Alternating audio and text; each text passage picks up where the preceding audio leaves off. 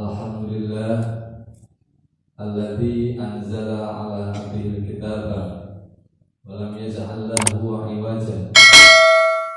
Asyhadu an la ilaha illallah wahdahu la syarika lah wa asyhadu anna Muhammadan abduhu wa rasuluh. Allahumma sholli ala Muhammadin wa ala alihi wa ashabihi ajma'in, amma ba'du. Bapak Ibu jamaah subuh yang kami muliakan, terutama dan Ustaz Nazir yang kami muliakan, yang menghormati subuh kita. Alhamdulillah pada pagi hari ini kita bisa beribadah setelah subuh dengan khusyuk, dan mudah-mudahan kita bisa senantiasa istiqomah dalam menghadapi kehidupan kita sehari-hari. Bapak Ibu jamaah yang saya hormati, Al-Kisah suatu ketika ada, nanti mohon maaf kalau ada nama yang sama ya, tapi bukan bermaksud untuk menyindir dan sebagainya, mungkin kebetulan sama aja. Al-Kisah suatu ketika sebut saja ada namanya Mukhyiddin. Jadi kalau ini nggak pakai haji, kalau yang dititipkan pakai haji Mukhyiddin. Nanti yang kedua ada namanya Makno. Ibu-ibu mungkin ingat dan mungkin agak senang mengidolakan Makno, barangkali ada. Suatu ketika Bapak Mukhyiddin ini sedang berjalan pagi, bukan di Jeblok ya, di sana kutub utara. Sedang jalan pagi, tiba-tiba ketemu dengan Makno, dengan pengawalnya. Begitu ketemu dengan Mukhyiddin ini, Makno langsung didekati. Kemudian oleh pembantunya yang laki-laki ini, Haji Mukhyiddin, bukan Haji ya, Pak Mukhyiddin ini dipegang tangannya, kemudian diseret, suruh balik. Mau dibawa kemana saya? Mana Pak Mukhyiddin? Anteng. Mau dibawa kemana? Kemudian ternyata sampai ke sebuah toko emas. Agak begitu. Apa yang saya dibawa ke sini? Apa saya mau diberikan emas? Anteng Pak Mukhyiddin. Tenang mawon, tadi pengawalnya itu. Tenang Pak, nanti mau dijelaskan oleh Makno. Apa nih ini? Ada terus. Nah kemudian Makno ini manggil salah seorang pelayan. Mas, pergi Mas. Oh jin Bu. Saya udah kenal nih Makno dengan tutup pelayan toko ini udah kenal. Pripun Makno? Nah sambil di sebelahnya ada Pak Mukhyiddin ini, Makno menunjukkan, Mas, ikut loh, tiangipun. Langsung Pak Mukhyiddin langsung geger, apa ini? Apa aku ditutup Mas mungkin? Nah, kemudian pelayannya ini langsung, oh Pak, siap. Nah, terus kemudian Makno itu minggir, dia ngambil uang gitu. Kemudian Pak Mukhyiddin bisikin sama pelayan, Mas, aku dikoropi, aku dikoropi Mas mungkin, apa dikoropi Mas mungkin. Nah, kemudian pelayannya cerita, Pak, kemarin 2 hari yang lalu Makno kesini ngobrol sama saya, Mas, aku mau perlu digaweke kalung ono badule, terus badule itu ono gambare. Gambar apa Makno? Gambar setan. Wah. Jadi gitu Pak, kemarin Makno kesini mau pesen kalung, ada bandule, terus bandule gambarnya setan. Nah saya kan bingung, Mak, gambar setan itu kayak apa? Besok 2 hari lagi saya kesini bawa setannya. Wah, ternyata ini bapak ini. Ternyata bapak yang dimaksudkan Makno itu setannya. Wah langsung marah-marah tuh cuma gitu. Nah ternyata Makno ini memberi julukan Pak Muhyiddin ini sebagai setan di kampung. Wah, kan langsung marah-marah. Udah pikir mau dibuat emas, ternyata mau dibuat kalung, gambarnya setan, dan setannya itu dia kan. Nah, Bapak Ibu yang selamat itu hanya cerita saja. Cerita saja bahwa ada orang yang dijuluki sebagai setan di kampung. Kenapa kok dia dijuluki sebagai setan? Ternyata Pak Muhyiddin ini sehari-hari memang memiliki sifat perilaku yang disukai oleh setan. Secara kepribadian itu kan ada beberapa perilaku yang itu disukai oleh setan. Dan karena setan itulah dengan cara itu dia akan membinasakan manusia. Perilaku pertama itu adalah suka marah-marah. Itu perilaku setan. Saking pentingnya suka marah, maka akan dijamin jangan marah, maka untukmu surga. Itu saking pentingnya bahwa marah itu tidak bagus. Saya mau tanya nih pada Bapak Ibu, kalau ada yang bisa jawab saya kasih hadiah. Siapa yang kemarin siang sampai tadi malam sudah marah-marah? Cung. Ibu-ibu yang kemarin sehari marah dengan bapak siapa? Acung tangan kalau berani. Enten boten? Bapak-bapak, enten yang kemarin sehari marah-marah dengan ibu? Enten boten? Atau saya tanya Pak, kemarin bapak-bapak yang dimarahi sama ibu kemarin, enten boten Pak Acung Pak? Sedikit di suneni kalau ibu, enten boten? Wah, jadi aku ya, tapi aku izin. Jadi pengen hadiah, tapi aku ngatur izin.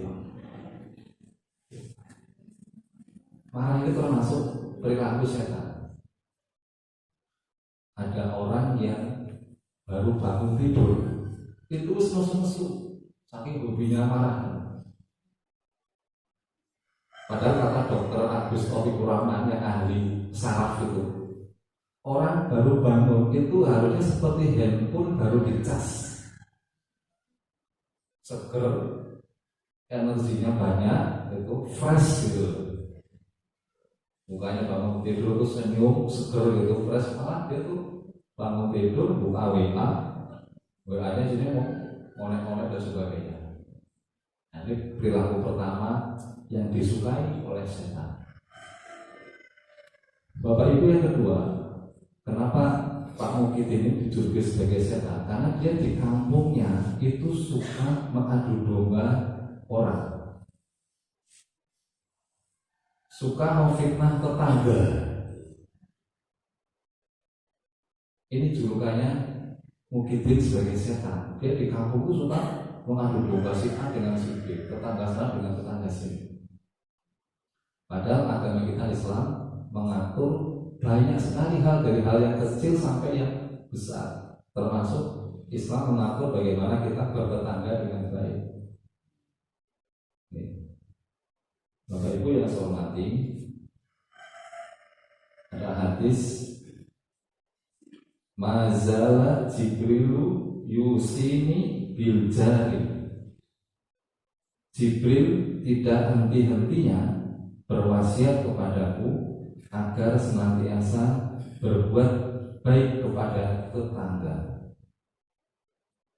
Kemudian ada dua hal penting yang telah diajarkan oleh Islam kepada kita semua, sehingga dengan dua hal ini akan terjalin masyarakat yang harmonis. Yang pertama adalah Islam mengajarkan untuk senantiasa berbuat baik kepada tetangga.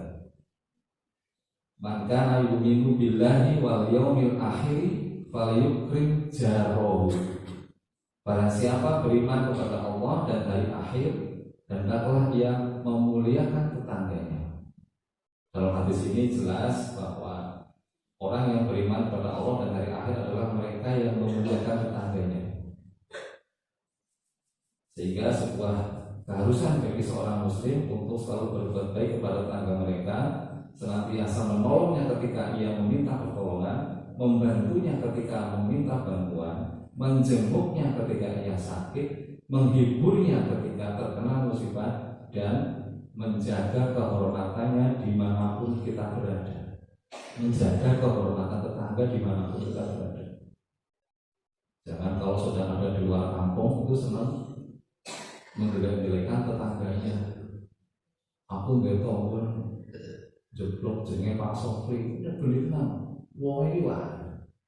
Itu namanya tidak menjaga kehormatan tetangga. Bapak Ibu yang saya hormati, ini kalau bapak-bapak yang agak sepuh mungkin hafal ya. Ada istilah pager mangkok luwih kuat tinimbang pager tembok. Ini kiasan bagus istilah saya. Pager mangkok itu luwih apik tinimbang pager tembok. Ya itu kan kiasan untuk menunjukkan bahwa kita diajarkan itu untuk saling memberi antar tetangga. Ya kalau rezeki tetangga dikasih, ingat dengan saling memberi. Sing memberi juga ikhlas, yang menerima juga ikhlas. Kadang kita itu yang memberi ikhlas, tapi yang menerima malah orang ikhlas. Menggali nompo, orang ikhlas.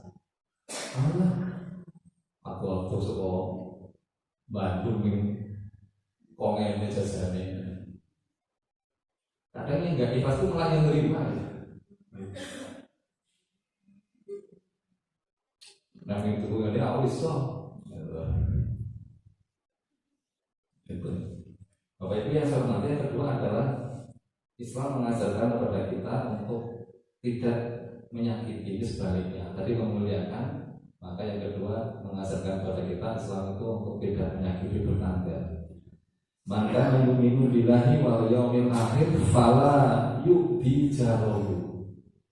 Barang siapa beriman kepada Allah dan hari akhir, maka janganlah menyakiti tetangganya. Sudah jelas sekali dengan dua hadis ini bagaimana kita diajarkan untuk saling menghormati, berbuat baik kepada tetangga. Kemudian Bapak Ibu yang saya hormati, terakhir ada tiga, kalau tidak ada berapa sebaliknya. Bertetangga yang jelek itu kayak apa? Yang pertama adalah tindakan seseorang terhadap miliknya yang menyakiti tetangganya. Seperti misalnya menanam pohon, kemudian batangnya ada yang menjulur ke sebelah tetangganya, nyenggol genteng, gentengnya bocor. Nah, itu terus tetangganya kan gitu kok tekan gonku malah gendengnya bocor, gendengnya bocor karena udah bocor. Kemudian diingatkan, Pak D, itu kita pun yang kalau gendengnya pula ya bocor ya. Aku kita yang dari kita dewi wong kok atau sebaliknya wit kok dewi kok misalnya, itu kan itu betul bahwa itu milik dia, tetapi barang miliknya itu sudah merugikan tetangganya. Maka harus disampaikan, kemudian oh iya ngapunten nggih. Ya kono ngomong karo kita wae ora aku. Atau mungkin membuka lahan bisnis misalnya. Mungkin pabrik atau apalah gitu. Tetapi ternyata pabriknya itu menimbulkan polusi udara. Atau mungkin ada limbahnya yang airnya tuh nggak teratur ngalirnya sampai ke jalan umum, kemudian atau sampai ke halaman tetangga, pada tuh baunya wangi-wangi gimana gitu kan. Itu juga tidak boleh gitu. Karena bisnis kemudian tidak memperhatikan aspek negatif kepada tetangganya. Atau mungkin ada efek debu misalnya, atau efek atau mungkin suara bendino berbagi jam 10 begini, jam 11 begini, jam 12 begini dikandani bukan bohong. Wah ya betul ini orang tekan begini, aku reso apa tapi tidak memperhatikan bagaimana aspek dengan tetangga yang lain, ada dampak negatifnya atau tidak.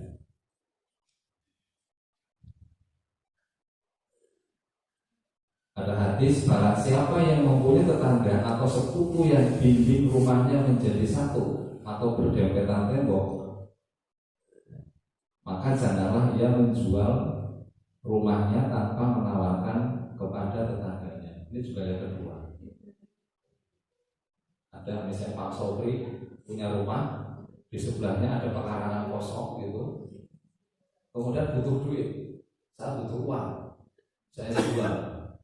Tetapi saya jualnya kepada teman-teman saya yang jauh, aku buat tanah ini 100 meter waktu bulan.